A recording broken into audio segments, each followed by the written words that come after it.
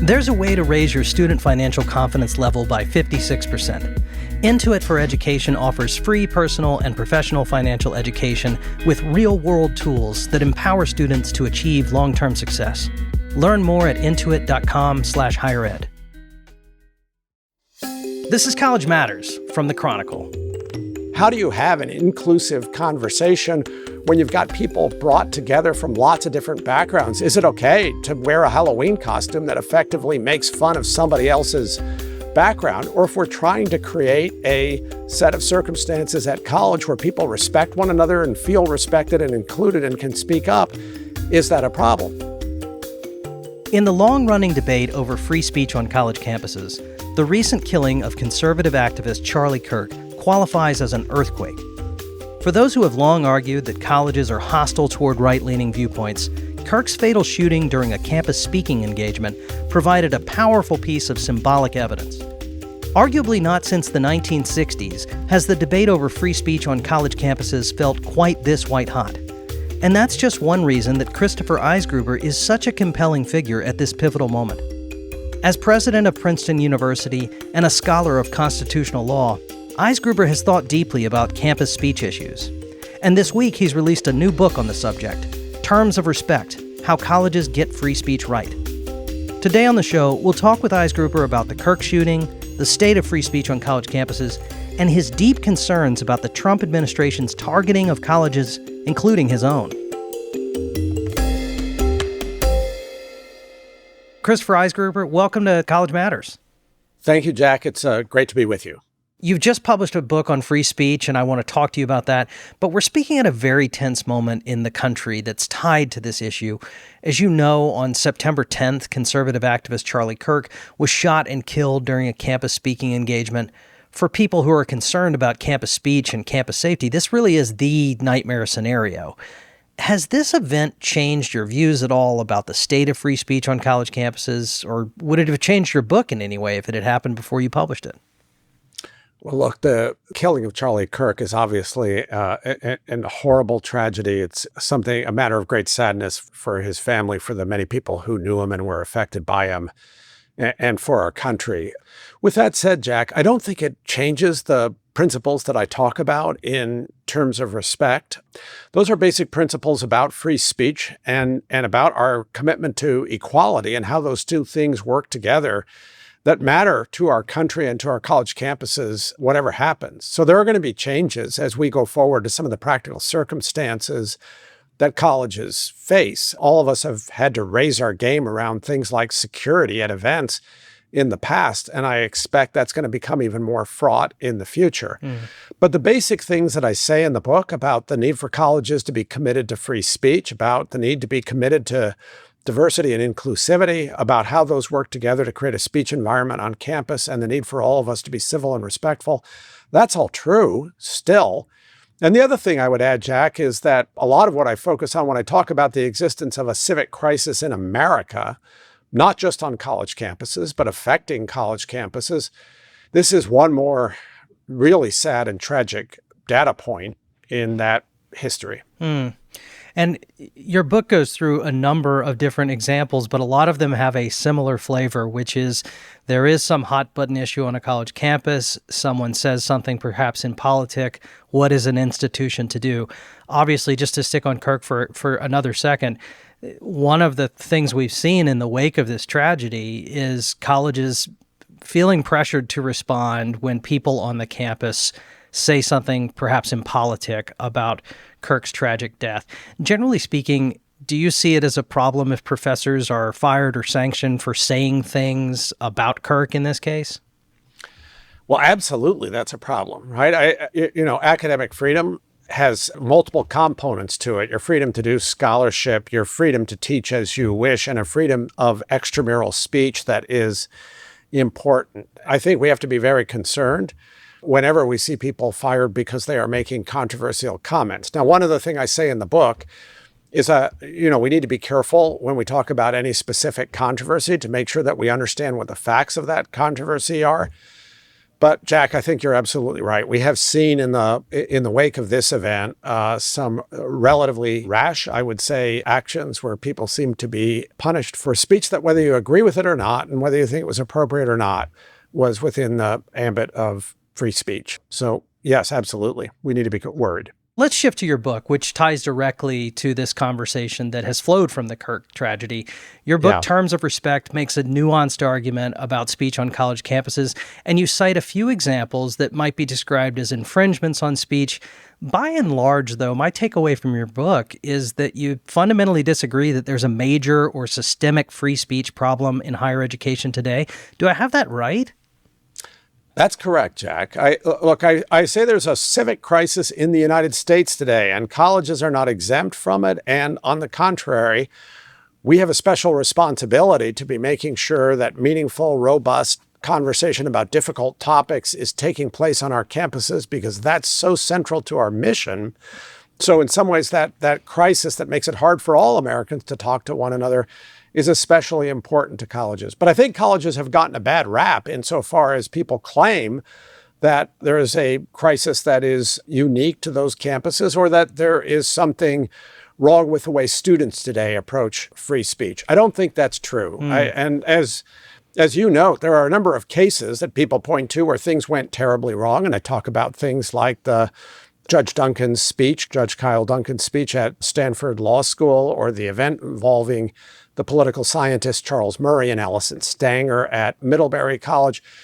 But those events get repeated again and again in commentaries about what happens at college campuses. And these are instances in which students shouted down the speaker or wouldn't let them talk, right? Absolutely. At Stanford, Kyle Duncan got shouted down. An administrator intervened in a way that was actually not helpful and seemed to suggest there was some legitimacy to the shouting down. And I would note that after that, Jenny Martinez, who was at the time the dean of the law school, and sent out a letter that was a very good letter about the importance of free speech. But that event was an embarrassing event. And it is a data point about something going wrong on a college campus. And at Middlebury College with Charles Murray and Allison Stanger, there was an event where they were not only shouted down and prevented from continuing their conversation, but physically assaulted and injured as a result of what happened there. So those are utterly unacceptable, right? And the level of incidents like that at college campuses should be zero. And we should be concerned anytime something like that happens. But having said that, 99.8% of what goes on college campuses are conversations that matter, that don't have those kinds of disruptions. And that's taking place at a time when there's a real inability of Americans generally to talk to one another across political lines. So I think what's going on is much better than what people give colleges credit for. Fair enough. And at risk of opening the door to some pretty wonky stuff with you here, Chris, one of the recurring themes in your book is that a lot of our national disagreements over speech aren't really about censorship at all, in your view. They're a debate over what you describe as the norms of civility. Can you talk about the difference between the norms of civility and censorship and why that's important? Yeah. One of the big themes of the book is that we need to understand what free speech is for. You can have a lot of free speech and not have any civil discussion. If everybody is talking and mocking and insulting one another, there's plenty of free speech, but there's no real civil discourse. What we need to have on college campuses and in America is a constructive discussion where people are able to talk to one another across differences. And some of the controversies that people get very excited about, as you say, Jack, are not about censorship.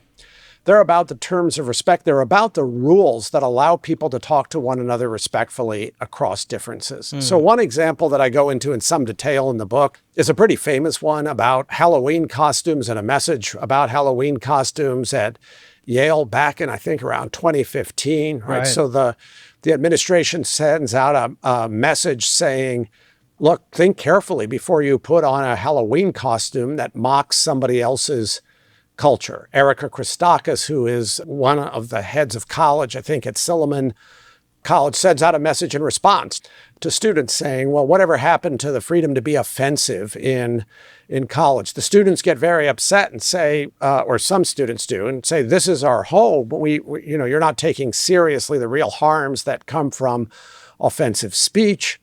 Eventually, they call for the Sillimans to be removed as masters of the college. Everything that I've described so far is an exercise of free speech, not an interference with it. It is an argument about what it means for people to be respectful for one another.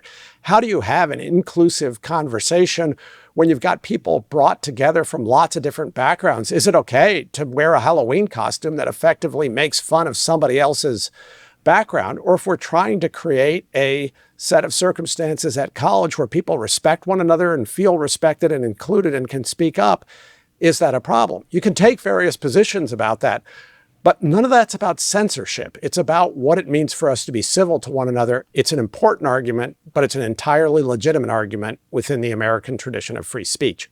I'm so glad you brought up the Yale case because I think a lot of people do remember it. And again, as you say, it's sort of this warning that went out to students. Hey, before you put on a feathered headdress or a turban or blackface, think about the real impact that might have on people's cultural heritage, how it might be received, whether you might be photographed and later regret it, that sort of thing.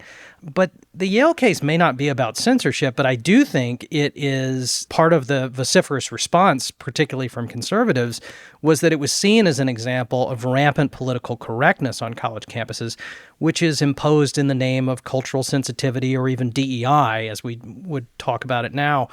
You can say, well, the Yale deans were just offering some sage advice, think before you act. We're not saying what you can or can't wear. Are they not endorsing or inculcating a sort of hypersensitivity among students, saying, you're right to be offended or even emotionally wounded by someone's costume? That seemed to be as much what the outrage was about as whether this was a clear-cut First Amendment case.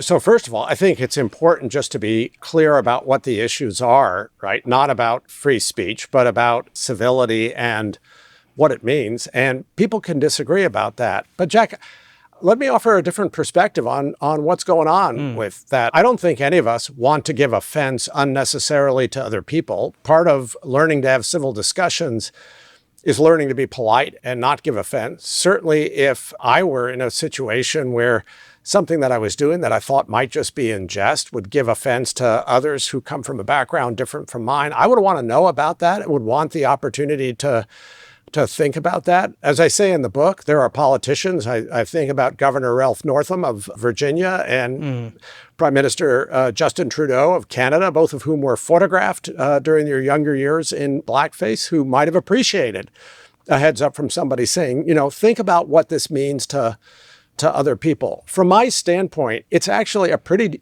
good thing that there are lots of jokes that people used to tell that were offensive to and exclusionary toward people of minority backgrounds that we just don't say anymore. And from my standpoint, that's better because we're looking for a set of circumstances where people coming together from a lot of different backgrounds can feel respected and feel the respect they need to be able to speak up. But the other thing I say in the book is this: you can disagree with me about that position, right? And say, well, somehow that just doesn't matter to inclusivity. It doesn't matter if some people are offended, and maybe there are some people who don't care about that. Those are arguments that are consistent with free speech. And part of what we need to recognize is that those arguments are going to go on a college campus and in America. And we got a lot of them right now coming from both sides. I feel like bringing up Kirk here makes some sense because this is one of the things that sort of happened in the fallout there is he has been held up, I think, by the right as a champion of free speech. But if you talk to people on college campuses, they would say this is a person who added some noxious tenor to our speech on campus and that in and of itself was a problem. Have you thought about that at all? Jack, I think there are lots of perspectives here about the Kirk episode that are relevant to what you and I are talking about and interesting connections to what happened at Yale. So first of all, the two things that you just said about Kirk can both be true, right? He can be a proponent of free speech and a vigorous proponent of free speech, and I think he was. And it's also possible that he could be saying some noxious things about other people. And what I say in the book is that colleges and our country have a responsibility simultaneously to protect free speech and to respond if noxious things about other people in some other way than censorship. And let's go back to I think it was the first or second question you asked me about Kirk, where you mentioned that people were being fired for saying disrespectful things about him. Yeah. Firing is wrong. But there's a real argument about what it means to speak respectfully about another person. Now we're seeing some of these arguments raised from the other side, in effect, that is the other side of the political spectrum, where people are saying, hey, it's important to be respectful of this man who has been horribly murdered. And it's important to be respectful, for example, of conservative opinions and positions on campus. And we've seen over the past year lots of arguments about how important it is to be respectful of Jewish students or proponents of Zionism on campus. That claim about respect is really important because we should be respectful of one another. Stick around. We'll be back in a minute.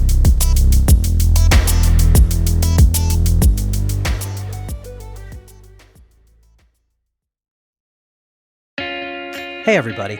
We're thrilled that College Matters has been named a finalist in the education category of the Signal Awards, an annual competition that recognizes excellence in podcasting.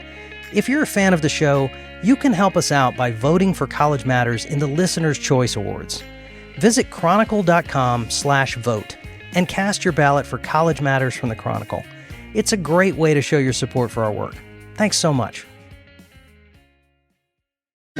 One of the top reasons students drop out of college is money. It's not just academics, it's financial stress. Intuit for Education provides free personal and professional financial education programs to schools with real-world tools designed to make an impact. Students can learn to manage expenses, learn about credit, navigate financial aid, and much more. It's a no-cost way for your institution to bolster retention and advance your mission in solidifying student success from their first year to their first job and beyond. Learn more at intuit.com/highered.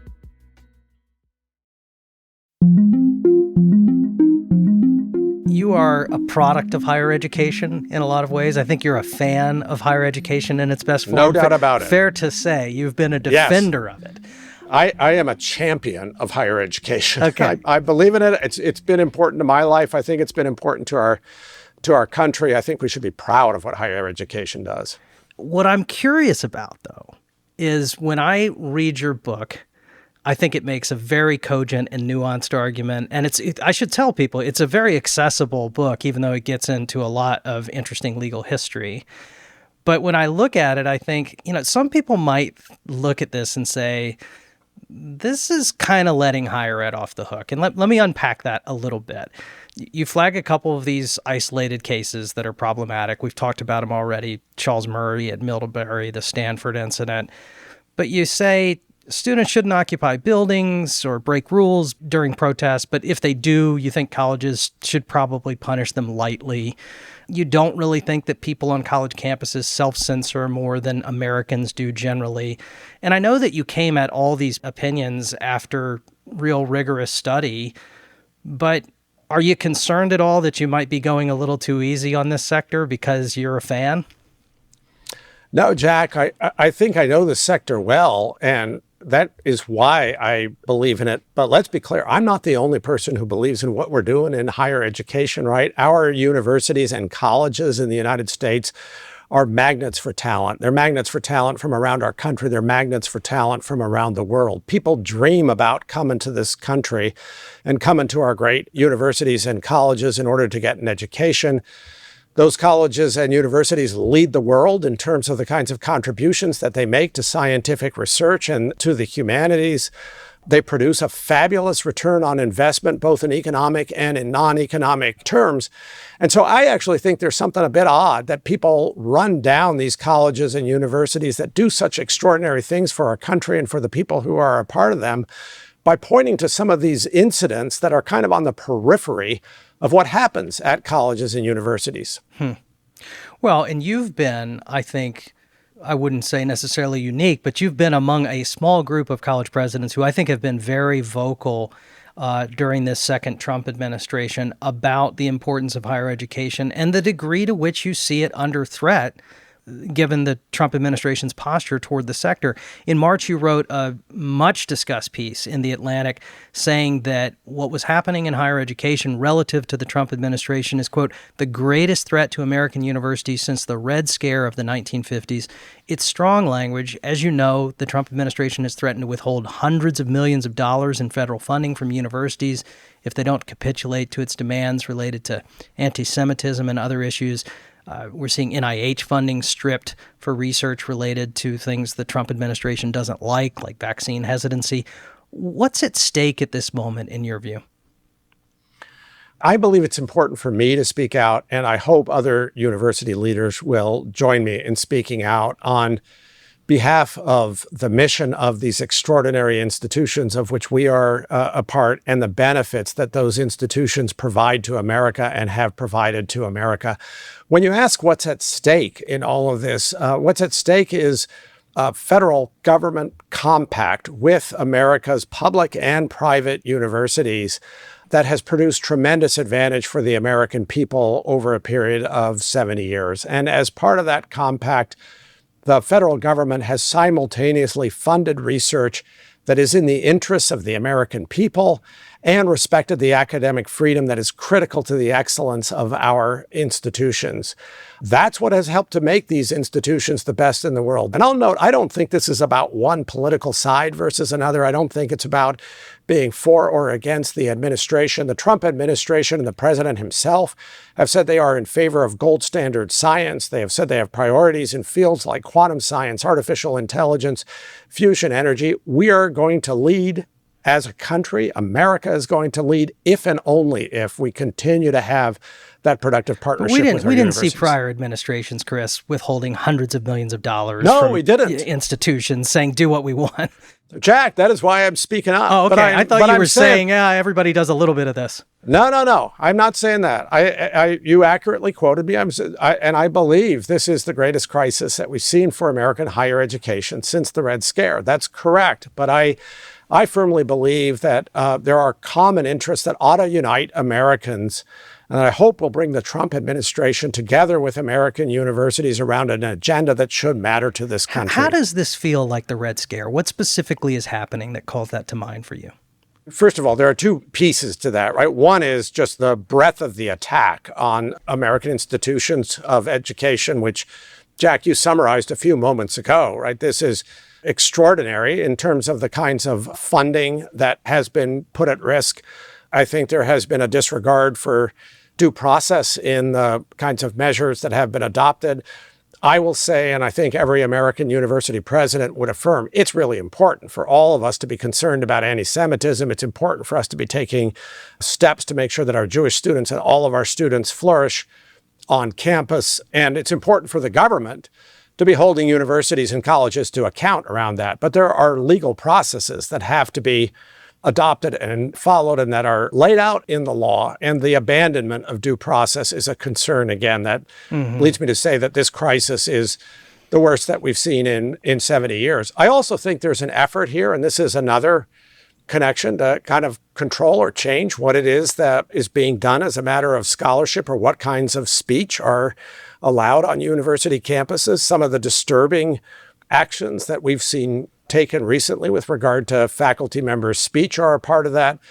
Laws coming out of the states and to some extent reflected in federal orders as well about particular kinds of teaching around critical race studies or diversity and inclusion or transgender issues are an example of that. So I think in both of those respects, with kind of the breadth of the attack and the kind of effort to demonize some of the teaching and scholarship that's going on campus, you see connections to the Red Scare of the 1950s. Yeah, and certainly we've talked about this on this show with those state laws that are related to certain course content. Feels like sort of a normalization of that type of government intervention, which feels very new to me as somebody who writes about this stuff.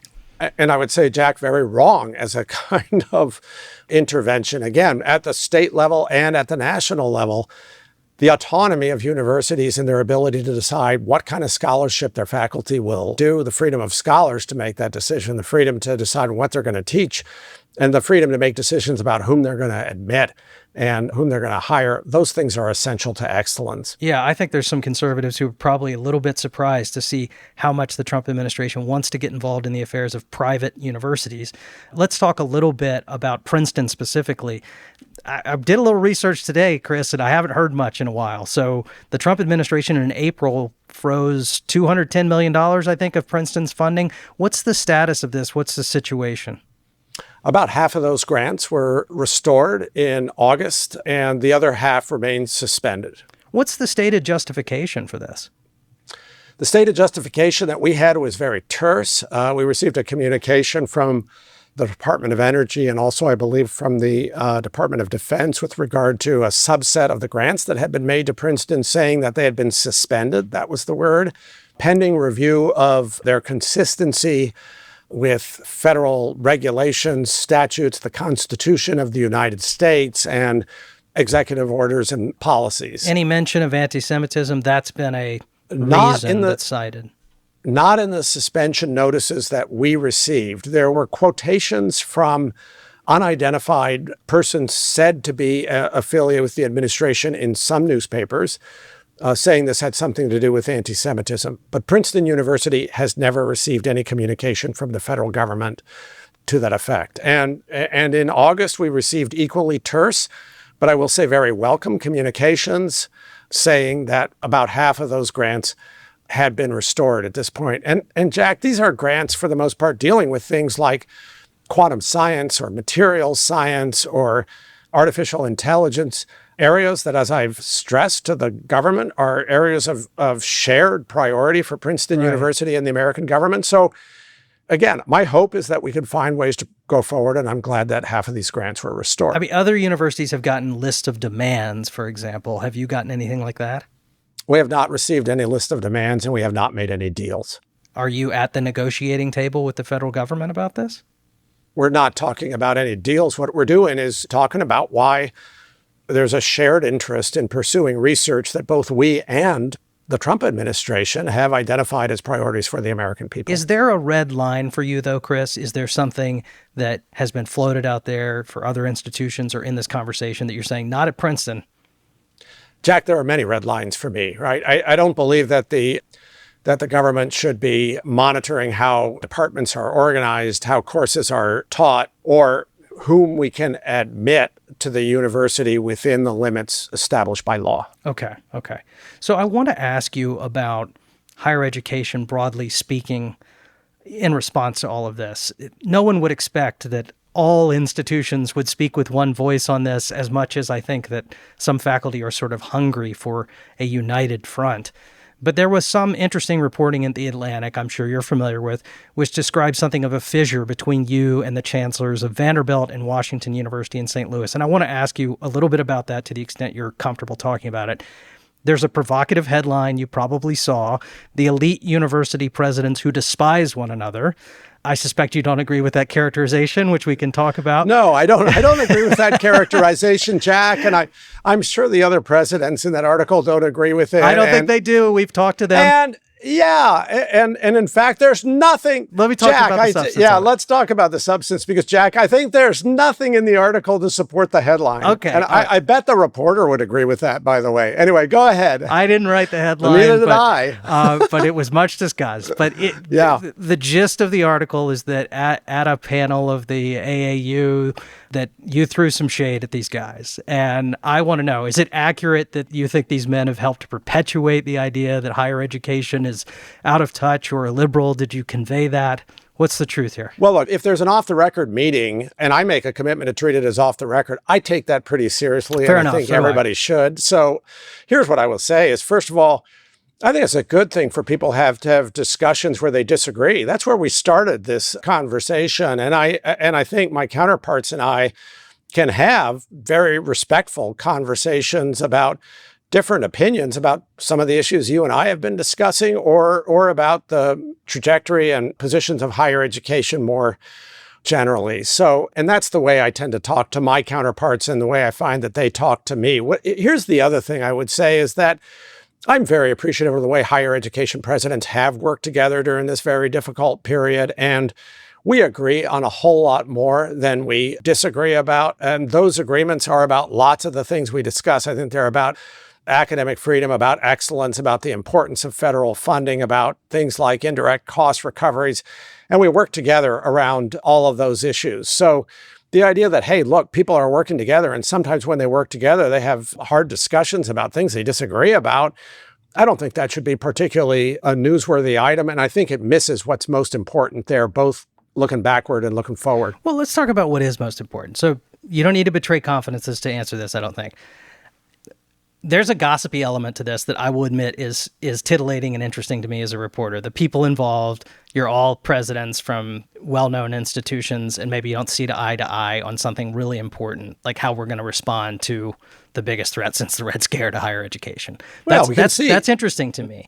But yeah, but we can see eye to eye, Jack, on 90% of how we're going to respond, which that may or may not be interesting to you as a reporter, but it should be interesting to people who care. It is interesting to me. And I think we've talked a lot about that. I think most presidents would agree with a lot of what your book says. But part of the problem that your book articulates is that there's an inaccurate perception of higher education that it's some kind of illiberal disaster.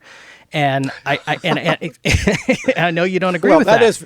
That is very inaccurate. But yes, okay. I think even the people who might make the argument might make it a little differently than that, Jack. But go ahead. All right, fair enough. That's an extreme example of this.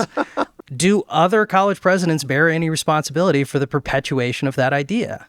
That higher education is out of touch and really needs an attitude adjustment, and that the Trump administration is right to be giving it? I have a lot of respect for what all of my fellow college presidents do. That is, everybody who is a college president, first of all, has a job that was a pretty tough job even as of 10 years ago. When you're going through a crisis, it becomes an almost impossible job to do. All of us have a responsibility to execute that job within the context of the particular mission of our institution, which differs from institution to institution, and with regard to the particular circumstances that affect us. And those are going to differ too. So I regard my fellow university presidents as allies in all of this. I think more of us need to speak up for the things that we care about and that we're proud of with these institutions. When I sit down and talk to people, whether they agree or disagree with me about the particulars, they are proud of what happens at their institution, just about without exception, right? That's why you do one of these jobs and you throw yourself into it. And I think we've been through a period where universities have allowed other people to tell stories about us and to define us with those stories, and we haven't done what we should to speak up and tell our own stories. Why do you think more people aren't? Are they scared? No. Look, there are people who are worried about, if I speak up, some people will ask what will happen as a result. Will there be a backlash off of that? So people will worry about that. But Jack, I think we're also talking about a longer run kind of phenomenon. There are a lot of things that you can do in a university president's job. Sometimes it gets to be a kind of, a natural reaction to say, well, look, I don't want to stir things up. People start to worry. We were talking earlier about self-censorship, right? Mm-hmm. In a divided society, about whether or not you're going to offend people about speaking up. There are a lot of pressures these days, I think often misstated or exaggerated, saying, look, presidents ought to be neutral about things. As you know from the book, I think that's the wrong way to characterize our obligation to stay out of politics. And sometimes it leads to a sense, okay, what that means is we oughtn't to be speaking up even for these values that are critical to our institutions. So I don't want to do much more to try to diagnose it. Fair enough. I would welcome other allies telling the story that we should all be telling. Let me ask about you and not other people. Yeah, okay. That's fair. I mean, that I probably can answer. Okay, fair enough. You have kind of put your neck out there a little bit, though. Has anyone on your board or within your cabinet said, Chris, chill out, man. You're putting a target on us? Jack, actually, no. We have at Princeton right now a tremendously unified community. Overall, Jack, what I can tell you is that people are appreciative that we as an institution, that I as a president, are speaking out right now about a university of which this community is tremendously proud. So there's a lot of unity around value here. I think one thing I would say that kind of surprised me, because I lost some sleep about this before I wrote the Atlantic article that you mentioned. Right. I knew I was taking risks to some extent for myself. I also appreciated I was taking a risk for the community, and I didn't know how people would respond, and I didn't know whether it was the right thing to do. what really struck me was after that piece came out, how many people from all over the faculty, from the alumni body, from the board, were talking to me about how proud they were of being a part of this community and how much it mattered to them. I had, and this is a rare experience for a university president, I had undergraduates shouting to me across the quadrangle, expressing their appreciation for the fact that we were speaking up and saying some things. And I think one of the things you need to do as a university leader, and that this has enabled me to do, is to say to your community, this is what we stand for. If the community disagrees, you got a conversation going on there. But it's important for leaders to be explicit about what they believe. Because as I said, I think leaders are proud of their institutions. They should be proud of their institutions, and their institutions and their communities want to hear that pride expressed from their leaders. I think most of what I heard was the type of stuff you heard on the quad. I mean, I don't, let's make some. I'm glad to hear that, Let's Jack. make some Eisgruber t-shirts, I mean, there was a lot of excitement around somebody from an Ivy League institution taking a bold stand. The only whisper I heard that I will ask you about is, well, Princeton doesn't have a med school. They don't have all the NIH funding. They don't have as much to risk as some of these other institutions. What do you say to that? What I would say to that is to say, first of all, yes, we have, I think, a particularly strong model in a lot of different ways. We also have some advantages that I agree help me to be able to speak out on these issues. And that's part of the reason when you asked an earlier question, I said, look, I respect what all of my fellow university presidents are doing. They deal with different missions. They deal with different circumstances. They deal with different constraints. Those are tough kinds of jobs to have and tough issues that they have to negotiate. So you asked me why I did what I did and how our community is responding. That's the answer I gave you. I respect the fact that other communities may have to approach matters differently. I suspect that your general counsel or government affairs people are the ones who are on the phone here. But can you talk to anybody in the Trump administration, do you, and say, hey, what's happening here? We have conversations with people in the Trump administration. What about you specifically, though? Yes. Yes, I have. Jack, I'm not going to go into details, right? Because again, I feel like I'm having conversations with folks. Those are private conversations. I can give you one example, though. Secretary Wright, the Secretary of Energy, made a visit to the Princeton Plasma Physics Laboratory about a month ago now. Secretary Wright and I sat down. We had a terrific conversation about shared priorities and what the Trump administration wants to do to preserve and extend American leadership in science. So we can have lots of conversations with folks. I think it's really important to keep open channels of communication going. I think that we are living in interesting times, as they say, and I think there will be books written about this. You probably will write a book about this someday. I'm curious, as somebody who takes the long view, how you think history will evaluate the way higher education responded to this moment. Oh, Jack, I wish I knew the answer to that question. I guess in some way, I feel like what I can think about in this moment is what should our response be to this? How should I be thinking about it? What should we do as an institution? I think we are in an important historical moment. As a baseball fan, I think we're probably still in the first 3 innings of that important historical moment. I can't pretend that I can see the future, and I'm not gonna figure out what that book will say. Maybe I'll write one 30 years from now, Jack, but I can't figure it out in the moment. All right, well, let's talk again before the bottom of the ninth. How about that? Okay, let's do that. I enjoyed this conversation. Really did too. Thanks for doing it. Thank you so much, Jack. Take care.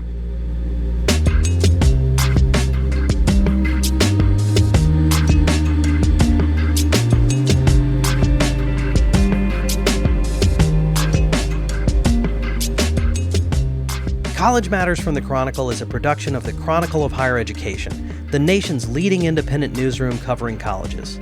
If you like the show, please leave us a review or invite a friend to listen. And remember to subscribe on Apple Podcasts, Spotify, or wherever you get your podcasts so that you never miss an episode. You can find an archive of every episode, all of our show notes, and much more at chronicle.com/College Matters. If you'd like, drop us a note at collegematters@chronicle.com. We are produced by Rococo Punch. Our Chronicle producer is Fernanda Zamudio Suarez. Our podcast artwork is by Cottrell Thomas. Special thanks to our colleagues Brock Reed, Sarah Brown, Carmen Mendoza, Ron Coddington, Joshua Hatch, and all of the people at the Chronicle who make this show possible. I'm Jack Stripling. Thanks for listening.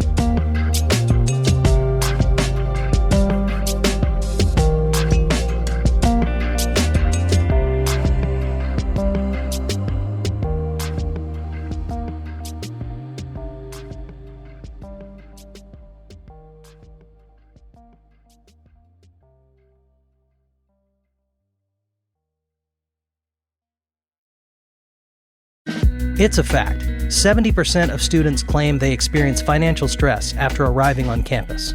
Intuit for Education offers free personal and professional financial education with real-world tools that empower students to achieve long-term success. Learn more at intuit.com/highered.